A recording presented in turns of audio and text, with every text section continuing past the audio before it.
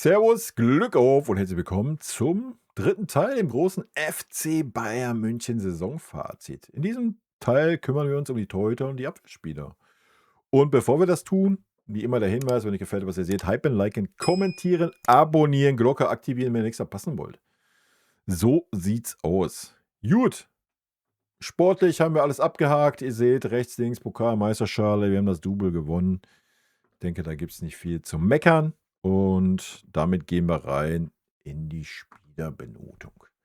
Wir fangen an mit Manuel Neuer. Nochmal ganz kurz der Hinweis. Die Note, die ihr seht hier, ist die Durchschnittsnote aller meiner benoteten Spiele. Ja, ihr wisst, die hier öfter zuschauen, ich benote die Spieler nach jedem Spiel. Das trage ich in eine Tabelle ein. Daraus kriege ich eine Durchschnittsnote und das ist diese Note. Die Anzahl der Spiele, die ihr sehen werdet, ist die Anzahl der Spiele, wo ich diesen Spieler benotet habe. Ja. Es gibt auch Spieler, die vielleicht nur 15 Minuten, 20 Minuten spielen, die ich dann nicht benote. Diese Spiele sind dann da auch nicht mit drinne. Das ist ganz wichtig zu wissen. Deswegen sind hier vielleicht ein bisschen andere Zahlen, wie sie bei anderen Statistikseiten sind. Des Weiteren benote ich hier nur die Bundesliga, Champions League und Pokalspiele, keine Supercup-Spiele, Club-WM-Spiele oder sonst irgendein Fick. Ja, auch das ist ganz wichtig zu wissen. Damit sind wir bei Manuel Neuer. Manuel Neuer hatte eine Gesamtnote von 3,01 bei 35 Spielen. Ja, in der Rückrunde hatte Manuel Neuer die Durchschnittsnote 2,71 und in der Champions League, was ich nochmal extra auch mit ausrechnen lassen habe, hat Manuel Neuer die glatte Note von 3. Ja, von daher sieht man, der Leistungsunterschied zwischen Champions League und sonstige Spiele ist nicht da. Das ist 1:1 dasselbe. Ansonsten zu Manuel Neuer, man hat es gesehen, in der Rückrunde hat er bessere Noten. Die Rückrunde war auch wirklich ordentlich von Manuel Neuer, mal abgesehen von den einen oder anderen Patzer, gerade so gegen Real Madrid. Grüße gehen raus. Ansonsten war es eine sehr durchwachsene Saison von Manuel Neuer. Man sieht, Note 3,01 ist für einen Spieler seines Kalibers jetzt nicht überragend.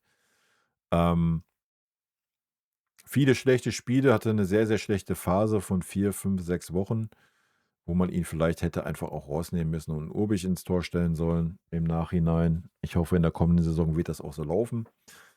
Ähm, Die Rückrunde war stark von Manuel Neuer, auch mit der ein oder anderen kleinen negativen Ausschlag, wie halt Real Madrid, ja. Ähm, Wie aber auch PSG, wo nicht ein langer Ball ankam und so weiter und so fort, ja. Also, Manuel Neuer hat nicht mehr das Niveau der vergangenen Jahre, meiner Meinung nach, dass er jetzt noch mal mit zur WM fährt. Gut, muss der Nagelsmann für sich wissen. Ich denke, das, was wir von Manuel Neuer gesehen haben, ist das Leistungslimit, was Manuel Neuer leisten kann. Punkt. Ja. Und in der kommenden Saison musst du Manuel Neuer, ja, der kann nicht alle 3 Tage spielen. Das geht einfach nicht mehr. Ja, das hat man, denke ich, auch gesehen diese Saison. Ähm, Ansonsten habe ich zu Manuel Neuer alles gesagt, das muss ich jetzt hier nicht alles wiederholen. Note 3,01 und damit ist auch alles gesagt zu Manuel Neuer. Gut, damit kommen wir zu dem Spieler, der wahrscheinlich die beste Durchschnittsnote hat in meiner Statistik. Ist natürlich Ulle. Ulle hat die Note 2 bei einem Spiel. Da gibt es nicht viel zu sagen zu Ulle. War nötig, war benötigt für ein Spiel. Ulle hat das gezeigt, was Ulle zeigt. Ulle war da und damit ist alles fein.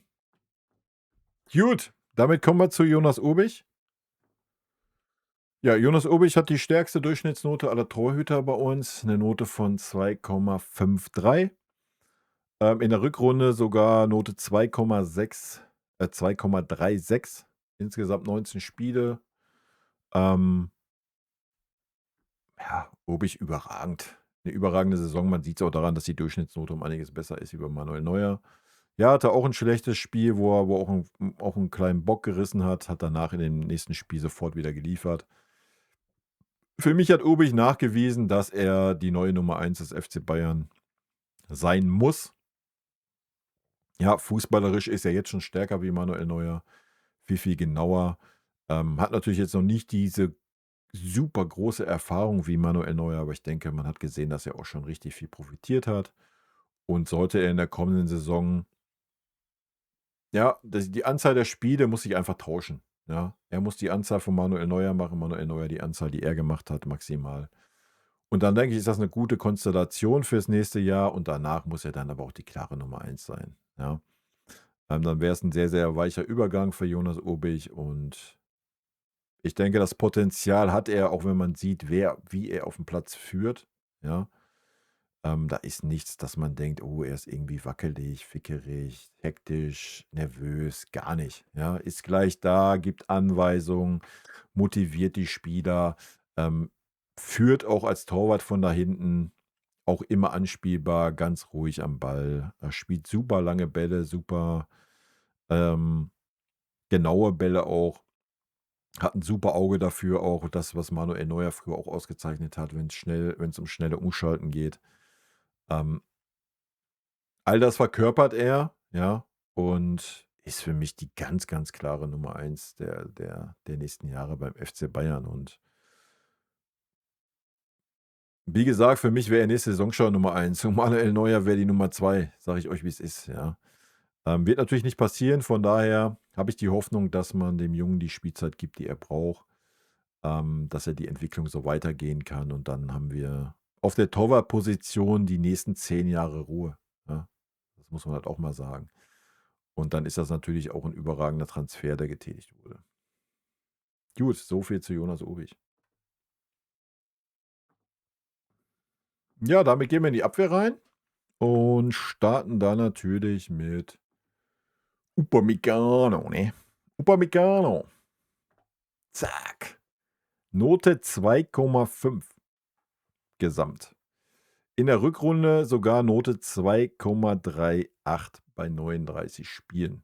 Durchschnittsnote in der Champions League 2,5. Durchschnittsnote in der Champions League bei Jonas Obich bin ich euch noch schuldig. Das war sogar eine 1,83. Ne? Das nur nebenbei. Upamecano, eine überragende Saison. Ja, eine überragende Saison, gerade Rückrunde, ihr habt es gesehen, eine 2,8, 'ne 2,38. Das ist bärenstark. Ja, Opa hat noch mal 'n Stepper gemacht, muss ich ganz klar sagen, ja, gerade diese Saison generell. Äh, noch mal viel, viel sicherer geworden, auch in den großen Spielen, auch wenn er da auch den einen oder anderen Wackler dann drin hatte, ja, es gehört zur Wahrheit. Du kannst aber diese Gegenspieler von Paris, Real kannst du aber auch nicht immer 1:1 ausschalten. Wie soll das funktionieren, ja? Also, alles gut. Er hat da 'n Riesen-Stepper gemacht und wenn er dann auch mal 'n Bock drinne hat, hat ihn das nicht verunsichert, sondern hat gut weitergemacht, gleich wieder rein, nächster Zweikampf. Ähm, alles, was ich dann so gesehen habe in den letzten Wochen, muss ich sagen, ey, ich könnte mir 'n Opa wirklich als richtig geilen Sechser vor der Abwehr bei uns vorstellen. Also, alles, was ich im Aufbau gesehen habe, im Durchsetzungsvermögen, dann auch, wenn er sich den Ball genommen hat, Lucio-artig in die gegnerischen Hälfte gegangen ist, aber auch, was er da für 'n gutes Aufbauspiel hatte. Alter, Hut ab, ja, Hut ab. Ansonsten wäre es schön, wenn wir einen Sechser aufm Feld hätten, wo man diese Stärke eines Upamecano dann auch nutzen könnte, ja?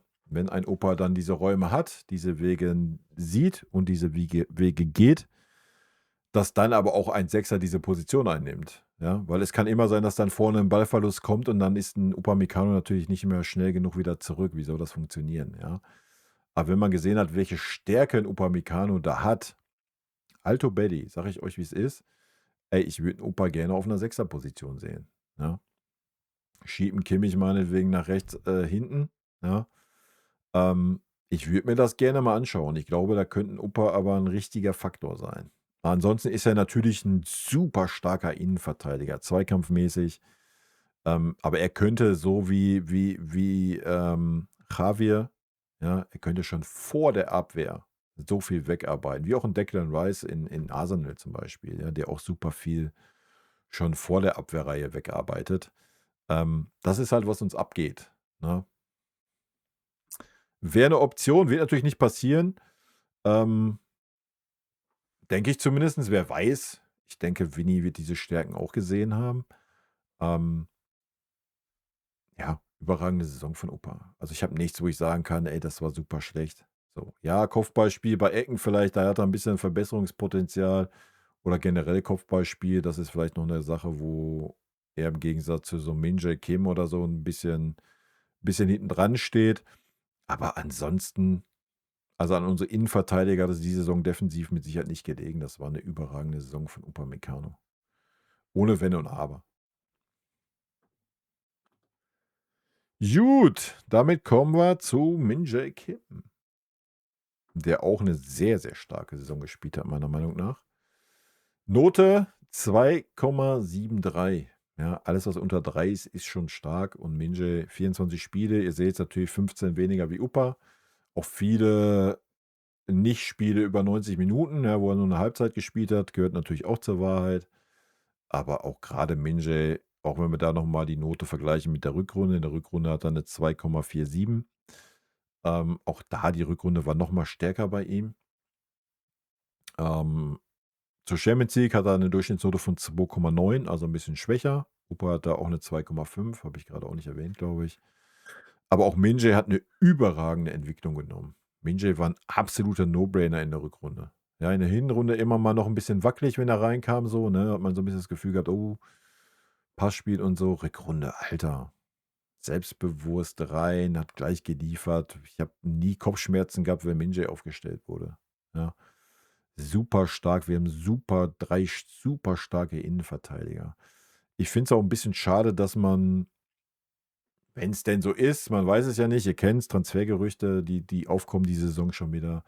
Der FC Bayern will 'n neuen Innenverteidiger haben. Alto Belli, ich wüsste nicht, warum man Min-Jae abgeben sollte. Erstens, ich meine, wir machen wieder eine Asientour.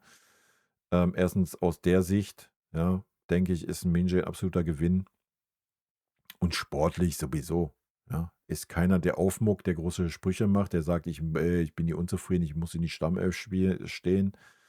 Und du kannst ihn reinwerfen und er bringt Leistung, Alter. Ja, also, es ist doch gerade eine Traumkonstellation mit Opa, Min-Jae und Tah.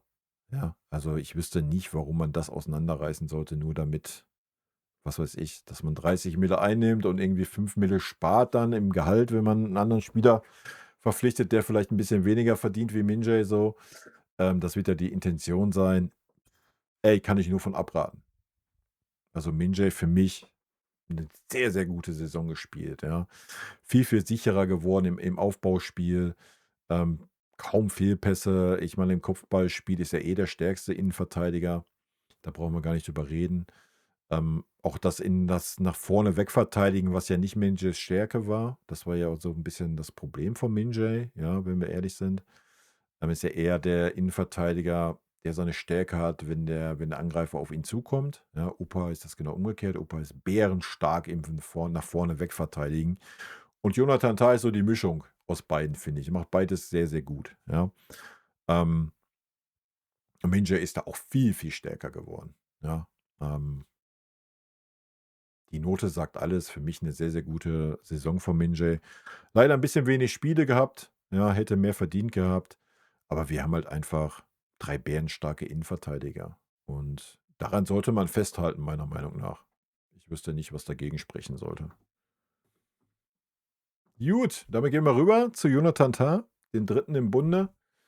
Ja, Jona, ich denke auch da eine überragende Saison gespielt. Ihr seht Note 2,64, liegt zwischen Opa, der stärkste Innenverteidiger war von der Durchschnittsnote, und Min-Jae. Rückrundennote hat er 2,57, Champions League-Note hat er 2,54. Und ja, ich denke, gerade Vorrunde, also Hinrunde, der ganz klare Abwehrboss. Ja, der ganz klare Abwehrboss. Und ich glaube, auch ein Upamecano hat noch mal richtig davon profitiert, dass da so 'n Jonathan Tah neben ihm ist, der ihn auch erstmal die Verantwortung weggenommen hat. Ja. In der Rückrunde fand ich, ist Opa auch immer mehr in diese Rolle dann hereingewachsen und hat sich immer mehr, ja, war auf Augenhöhe, was das Führen der Abwehr angeht. Ja, muss ich ganz klar sagen. Also, da haben sich beide schon die Rollen geteilt, ja?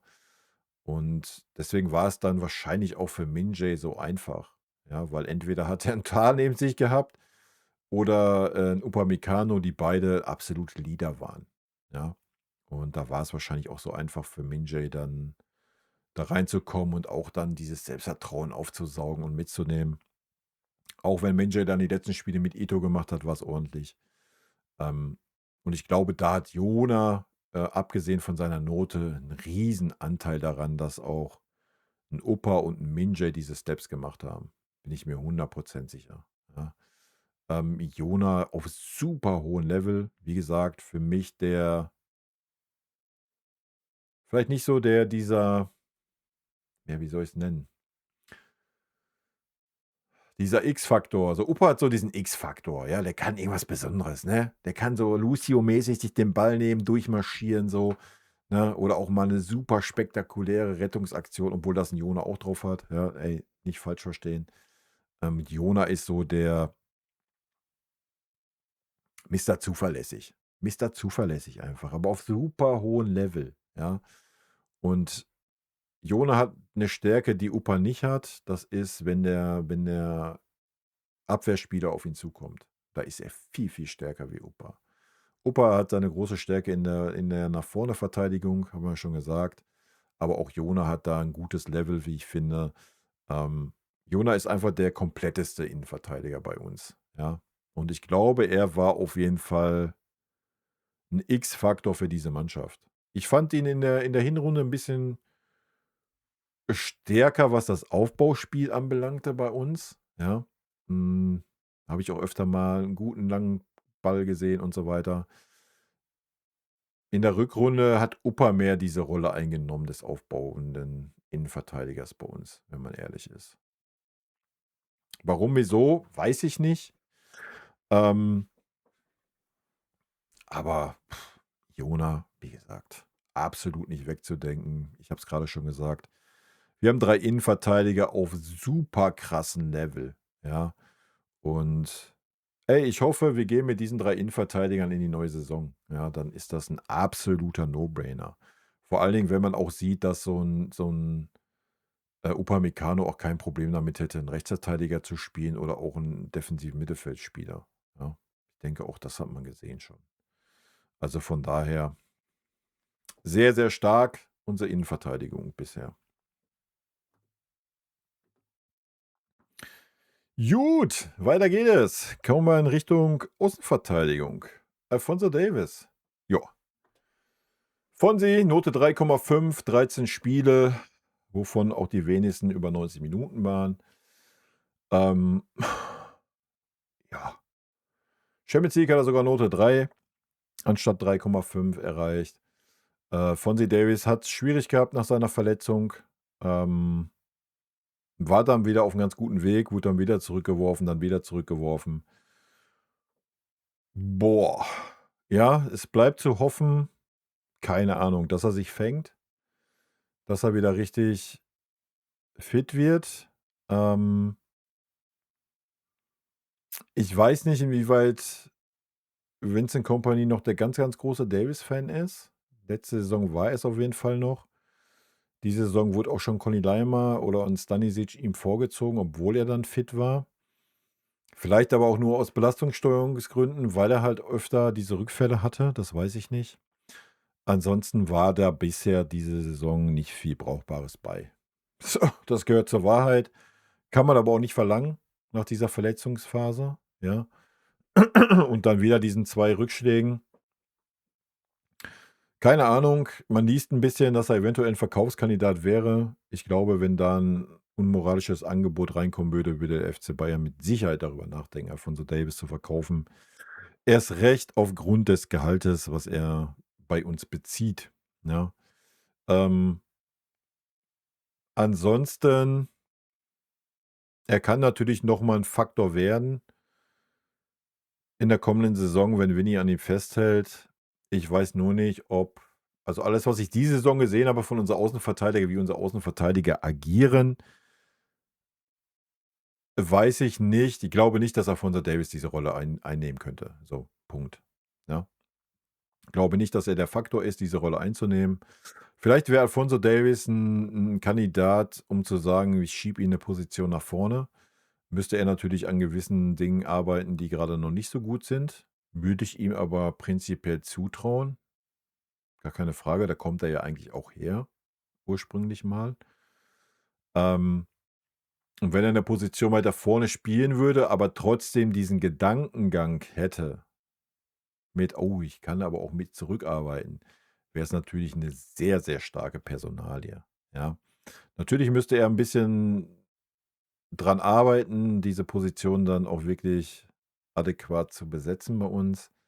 Aber da würde ich ihn vielleicht sehen, als rein Verteidiger sehe ich ihn nicht. Sage ich euch, wie es ist. Dafür ist er defensiv zu schwach, meiner Meinung nach, gerade auf hohem Niveau, grade gegen technisch versierte Spieler. Klar hat er den Speed, so den Speed kann er aber auch zünden, wenn er, wie gesagt, eine Position weiter vorne ist. Ähm, ob er da dann 'ne ernsthafte Konkurrenz darstellen kann, weiß ich nicht. Könnte ich mir vorstellen, wenn er die Entwicklung nimmt, ähm, dass er die Entwicklung in der Defensive nimmt. Ja, maybe, vielleicht. Ja, ich meine, er hatte ja dann mal eine ganz gute Phase diese Saison auch, wo er 'n paar Spiele gemacht hat, wo er dann stark nach vorne wegverteidigt hat, was ich so bisher von ihm nicht gesehen hatte, ja? Weil sonst hat er immer oft Probleme gehabt gegen technisch starke Spieler, die einfach durch 1, 2 Körpertäuschungen ihn ins Leere laufen lassen, ja. Und dann war hast du das Gefühl gehabt, Alphonso Davies kann 10-mal an dem Spieler hoch und runter vorbeilaufen, kriegt den Ball aber nicht, ja? Und jetzt war es so, dass er dann durch seinen Speed dann viel, viel eher am Ball war, dass er viel nach vorne weg verteidigt hat. Ist natürlich aber auch risky, das auf 'ner Außenposition dann so anzugehen. Aber das, was ich gesehen hatte, war ordentlich, aber fairerweise da sich 'n Urteil zu bilden, ist unmöglich. Ja, wir müssen die kommende Saison abwarten, ob und wie Alphonso Davies wiederkommt, da reinkommt. Ich meine, dass er mit zur WM fährt für Kanada, ist 'ne absolute Farce, ja. Der wird, wenn's da wichtig wird, werden die ihn fit spritzen. Der kriegt Medis reingeballert, dann wird er da auflaufen und dann wird er die kommende Saison wieder mit alle 3 Wochen mit irgend 'ner Muskelverletzung bei uns ausfallen. Aber gut, anderes Thema, Abstellpflicht, et cetera, brauchen wir nicht drüber reden, haben wir keinen Einfluss drauf. Ja, so viel zu Alphonso Davies. Ich bin gespannt, was da in der kommenden Saison von ihm kommen wird, sofern er dann noch Spieler des FC Bayern ist.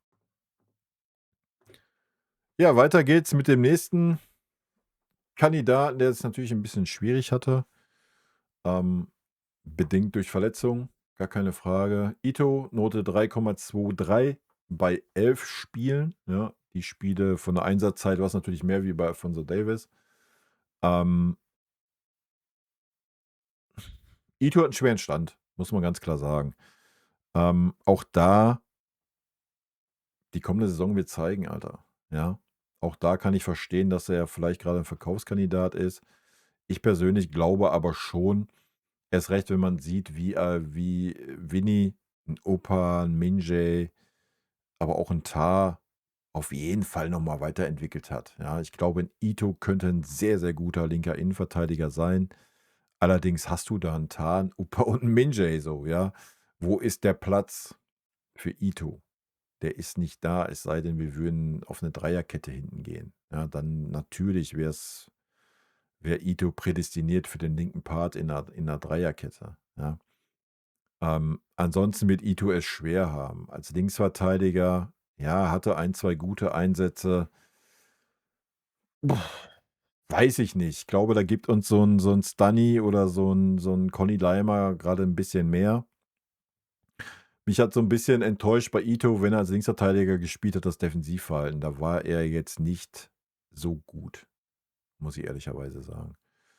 Ähm, noch mal aber ihn auch wirklich fair zu beurteilen, ist halt auch nicht möglich, ja? Auch da müsste, ja, jetzt fit bleiben, 'ne Vorbereitung machen und dann in der kommenden Saison, ihm Spiele geben und dann könnte man ihn mal fair beurteilen, ja? Ähm, auch da weiß ich nicht, ob das so sinnig wäre zu sagen: „Ey, ich nehme 20 Millionen für 'n Ito und hole irgendwie 'n neuen Linksverteidiger.“ Ich weiß es. Ich weiß nicht, ob man Ito unbedingt als Alternative als Linksverteidiger sehen sollte. Würde ich eher verneinen. Ich würde ihn eher als, wie gesagt, wenn, dann musst du auf 'ner Dreierkette gehen, dann ist 'n Ito der linke Part darin, denke ich, das wäre genau die Rolle, die man braucht. Ansonsten ist er eher eine Alternative für die Innenverteidigung, würde ich sagen. Ja, und dann hast du natürlich eventuell ein zu viel in der Innenverteidigung und von daher kann ich das dann schon verstehen, dass man darüber nachdenkt, Ito oder Min-Jae zu veräußern. Ja. Wie gesagt, tut man ihm, glaube ich, ein bisschen Unrecht. Ich habe ihn in Stuttgart gesehen, da die Saison, da war er bärenstark und ich glaube, in München hat er bisher einfach kein Glück gehabt. Das ist so das Thema, ne? Und hat natürlich dann jetzt auch die Schwierigkeit, ja, ich habe es gerade gesagt, an unsere 3 Innenverteidiger geht eigentlich kein Weg dran vorbei. Ja, die spielen überragend gerade. Auf der Außenverteidigerposition, ja, ist die Frage, setzt du auf Alphonso Davies, dann ja, dann brauchst du keinen Min-Jae Kim, Alter. Ach, dann brauchst du keinen Ito, ja. Komme ich jetzt auf Min-Jae. Weil du hast noch einen Conny, du hast einen Stunny. Schwierig, dann hast du am Ende des Tages eigentlich einen zu viel da hinten. Ja, da gehe ich mit. Ja. Aber er hat natürlich den Vorteil, dass er 2 Positionen bekleiden kann. Keine Ahnung, er hat es teilweise gut gemacht, offensiv, ja, muss ich ganz klar sagen, als Linksverteidiger. Das hat mich sogar erstaunt, er war sogar torgefährlich. Hat diese Rolle auf dieser Halbposition sehr, sehr gut bekleidet. Aber defensiv war es echt nicht stark als Linksverteidiger. Ja. Ein bisschen schade. Naja, so ist es. Mal gucken, wo da die Reise hingeht. Ist natürlich auch ein Wackelkandidat bei uns. Gut, ich habe einen Rafa Guerrero in der Abwehr stehen, von daher nehme ich ihn auch hier in die Abwehr mit rein. Ganz einfache Kiste, auch wenn er die Rolle, ich glaube, nicht einmal gespielt hat bei uns dieses Jahr. Rafa Guerrero, Note 3,64, 18 Spiele für den FC Bayern München. In der Rückrunde die 3,61, also sieht man sehr konstant schwach. In der Champions League etwas besser, 3,13 der Notenschnitt. Hat als Linksverteidiger nicht einmal gespielt, als Rechtsverteidiger, glaube ich, in der Hinrunde. War das diese Saison mit dem Wechselspiel mit Kimmich so? Das war ganz ordentlich. Ansonsten hat er, ich glaube, einmal sogar im zentralen Mittelfeld, ansonsten eher auf der Zehnerposition agiert, auch mal außen. Ja, ist vereinslos oder hat schon einen neuen Verein, weiß ich nicht, verlässt auf jeden Fall den FC Bayern, Vertrag läuft aus. Völlig zu Recht. Die Rolle des Ergänzungsspieler konnte er eher schlecht als recht ausführen. Hat mal 1, 2 gute Spiele gemacht, viel sehr schwache Spiele. Von daher ist das eine Position, die kannst du auch mit einem jungen Spieler besetzen, meiner Meinung nach. Dafür brauchst du nicht einen super erfahrenen Spieler, der wahrscheinlich auch nicht unter 10 Millionen verdient. Also ich denke, die Rolle, die 'n Rafa Guerrero ausgefüllt hat, kannst du auch mit 2 jungen Spielern bekleiden. Ist meine Meinung. Und von daher, Rafa, hau rein. Ja, wünsche dir nur das Beste für deine neuen Aufgaben. Ja, damit kommen wir zu Stani. Wenn ich ihn denn finde, da ist er. Ja, Stani im Großen und Ganzen Note 2,89 bei 38 Spielen. In der Hinrunde Note 2,92, in der Champions League Note 3,3. Da sieht man schon ein bisschen, beziehungsweise in der Rückrunde 2,92. In der Hinrunde war es 2, also insgesamt 2,89, also war in der Hinrunde besser wie in der Rückrunde. Ist er einer der wenigen Spieler. In der Champions League haben wir es gesehen, noch ein Tacken schlechter. Boah, weiß ich. Stani hat eine Phase gehabt, wo er überragend gut war, ja? Wirklich überragend gut, auf der rechten Seite. Ja, wo er dann auch richtig gut mit Ulisse harmoniert hat, wo er sehr, sehr viel im Aufbauspiel, mit dabei war.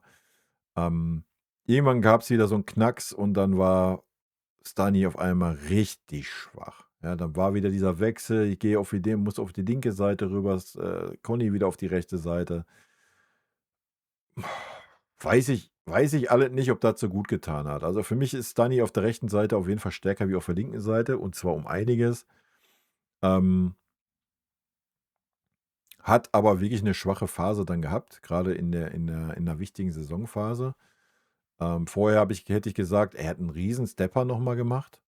Hat mich auf jeden Fall positiv überrascht. Ich habe ja gesagt vor der Saison, ich bin ein bisschen skeptisch, inwieweit, ähm, er das von Leverkusen transportieren kann. Im Großen und Ganzen war es ordentlich. Sagt ja auch die Note unter 3 ist wirklich ordentlich.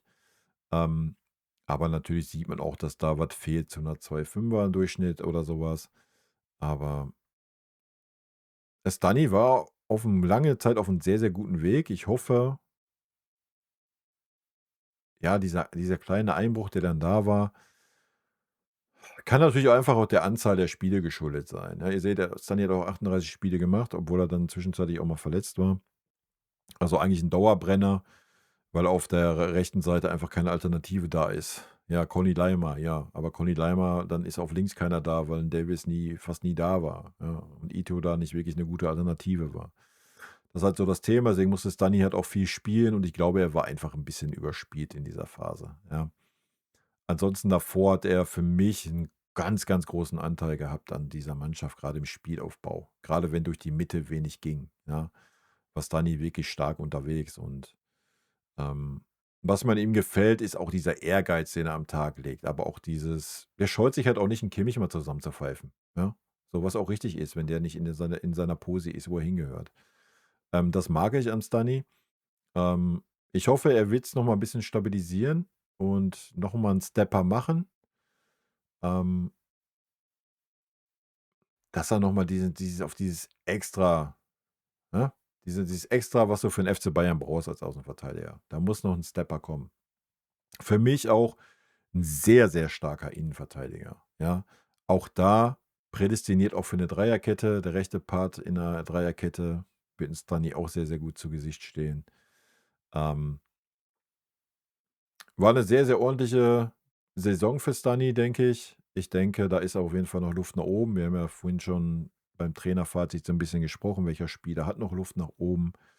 Ich glaube, Stani ist da noch einer, der noch 'n Entwicklungsschritt machen kann, ne?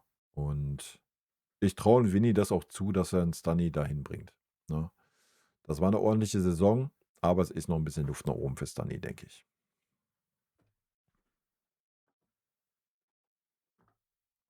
Gut, damit machen wir die Abwehr kompletto. Sascha Boe brauchen wir ja nicht reinnehmen. Jetzt muss ich erst mal gucken, wo der Conny hier rumeiert. Da ist er. Conny, unser Außenverteidiger. Ja, ich muss sagen, leider. Ich hätte mir 'n Conny gerne mal in der Zentrale gewünscht. Ich glaube, da wäre er für diese Mannschaft Gold wert als diese Pressingmaschine, die ich ihn in Leipzig wahrgenommen hätte. Und wenn ich mir dann vorstelle, wir hätten 'n König Joso als Rechtsverteidiger gehabt, glaube ich, wäre das auch nicht so schlecht gewesen. Aber gut, das war nicht so. Conny, Durchschnittsnote 2,84 bei 41 Spielen. Ja, ihr seht's, ähnlich wie Stunny. Tacken besser von der Durchschnittsnote. Ähm, ja, in der Rückrunde eine 2,98, 'n Tacken schlechter. In der Champions League, 'ne Note von 2,5, also da sogar noch 'n Tacken besser, ja. Ähm, ich glaube aber, dass Conny am Peak ist, ja, wenn wir grade darüber gesprochen haben, so welcher Spieler hat 'n Entwicklungspotenzial. Ich glaube, das ist das Leistungsniveau von Conny Laimer als Außenverteidiger. Ich glaube, mehr ist da nicht drin. Er hat diese Saison 'n Riesen-Stepper gemacht zur letzten Saison als Außenverteidiger, aber mehr ist da nicht drin. Was jetzt nicht heißt, dass es schlecht ist, ja. Ähm, die Frage ist am Ende des Tages: Ist das Niveau, was wir beim FC Bayern als Außenverteidiger haben möchten? Da fehlt auch einiges, wenn wir ehrlich sind, ja. Aber auch völlig normal. Conny Leimer ist kein gelernter Außenverteidiger. Das sieht man in Spielen, wo Gegner von Format gegen ihn spielen. Punkt. Da wird er halt, wenn wir jetzt von dem wirklichen hohen Level, Real, Paris, etc. reden, ja, sorry. Ja, dann sieht Conny Leimer da kein Land. Dann kriegt er relativ schnell eine gelbe Karte, dann muss er sich noch zurückhalten, immer viel am Hadern. Ey, brauchen uns nichts vormachen, Conny Leimer hat immer 110% Einsatz, macht auch wirklich einen guten Job, hat sich auch stark verbessert, so defensiv, dass er nicht immer wie ein Bullterrier draufgeht und mit einem Haken ins Leere läuft, so, das ist ein bisschen besser geworden. Ähm, aber auf hohem Niveau, ja, reicht das auch nicht. Ja, muss man ganz klar sagen. Ähm Von daher bin ich da auch sehr gespannt. Erstmal, ob der Vertrag verlängert wird, ja. Ich würde 'n Conny weiter gerne bei uns sehen. Ich denke, rechts außen, links außen kann er natürlich da gerade in normalen Spielen definitiv gibt er uns da was. Er gibt uns immer diesen Einsatz. Mir hat er eigentlich am besten gefallen, wenn ich ehrlich bin, wo er seine gute Phase hatte ähm, mit Diaz über eine Seite. Das war brutal, Alter. Das war 'ne Power-Maschinen-Seite. Ja, da hat er mir eigentlich am besten gefallen. Ähm, Wobei er auf der rechten Seite auch sehr, sehr gut mit Olisse harmoniert, das muss man auch sagen, ja. Besser wie Stunny. Aber das ist halt einfach Stunny braucht da noch ein bisschen Zeit mit Michael. Ähm, Da hat Conny Leimer auf jeden Fall einen Vorteil gehabt. Ähm, Ich denke, die Note sagt eigentlich alles. Ja, das man sieht's dasselbe wie bei Stunny. Das sind gute Noten, ordentliche Noten, aber jetzt nichts, wo man sagt: „Geil, das ist eine richtig starke Außenverteidigung“, ja? Das ist auf jeden Fall eine Schwäche bei in unserer Mannschaft. Ich denke, da brauchen wir nicht drüber reden. Liegt aber natürlich auch daran, wie Vincent Kompany und die Außenverteidigung interpretiert. Ja, und das ist ja teilweise mehr Mittelfeldspieler als Außenverteidiger und dadurch sieht man natürlich defensiv als Außenverteidiger auch nicht immer so gut aus beim FC Bayern. Das gehört halt auch zur Wahrheit, ne? Aber ansonsten, ihr seht's, 'ne überragend gute Saison auch, ne, mit 'ner 2,84. Was heißt überragend gut? Ihr wisst, was ich meine, ne? 'Ne ordentliche Saison, genauso wie Stunny. Wie gesagt, den Unterschied, den ich sehe zu ihm und Stunny, ich denke, Conny ist am Peak, was sein Leistungsniveau als Außenverteidiger angeht und ich glaube, Stunny hat da noch 'n Stepper drinne, ja. Ich glaube, dass Stunny da auch auf 'n Level kommen kann, dass er 'ne 2,5er Durchschnittsnote erreichen kann, ähm, und uns da noch mal 'n extra Pusher gibt. Ob das jetzt links oder rechts ist, sei mal dahingestellt. Ja, auch da bin ich sehr gespannt, ja. Ich bin gespannt, ob wir 'n Außenverteidiger verpflichten werden für die kommende Saison und was dann auch Connys Leimer Rolle sein wird. Oder ob man jetzt sagt: „Ey, wir fühlen uns wohl mit Conny auf Außen und Stunny.“ Dann ist das so, dann ist das fein. Nochmal, wir haben eine überragend gute Saison gespielt. Ja, da brauchen wir gar nicht drüber diskutieren. Wird auf jeden Fall interessant zu sehen sein. Gut, Leute, das war's zur Torwart und Abwehrgeschichte. Ja, das sind die Durchschnittsnoten. Ich gehe es noch mal ganz kurz durch, so auf einen Blick. Ja, Fonzie Davies haben wir gesagt, ja, war der zweitschwächste, Guerrero der Schwächste, obwohl er noch niemals richtiger Abwehrspieler war. Ito auch schweren Stand mit seiner 3,23. Der Rest wirklich gut. Also Stunny und Conny, ja, wir reden da über ein Level, was unter 3 Durchschnitt ist. Da reden wir davon, dass es vielleicht nicht der Peak ist als Außenverteidiger, was es nicht ist, ja, aber trotzdem sind es starke Außenverteidiger. Das gehört halt auch zur Wahrheit. Und wie gesagt, Außenverteidiger ist in unserer Mannschaft eine besondere Situation, die nicht so einfach zu beurteilen ist.